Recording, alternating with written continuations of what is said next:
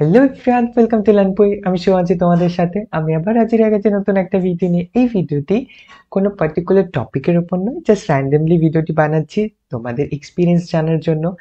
এটা তোমাদের first time online exam কেমন হলো। আশা করছি তোমাদের এক্সাম খুব খুব খুব ভালো গিয়েছে, কোনো প্রবলেম তোমাদের ফেস করতে হয়নি।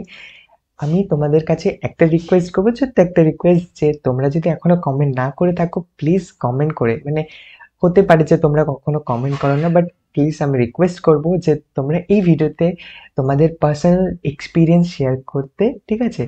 কেমন হলো, ঠিক আছে, কি কি রয়েছে বিষয়গুলো।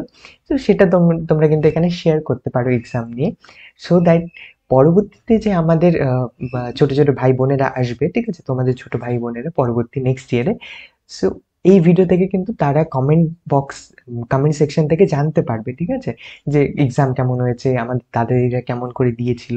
সো তাদের কথা মাথায় রেখে কিন্তু খুব হেল্প করবে, ঠিক আছে? এবং সুযোগ রয়েছে, তোমরা জাস্ট এক্সাম দিয়ে আমি এই ভিডিওটা বানিয়ে রাখবো, সো সবার জন্য থেকে যাবে।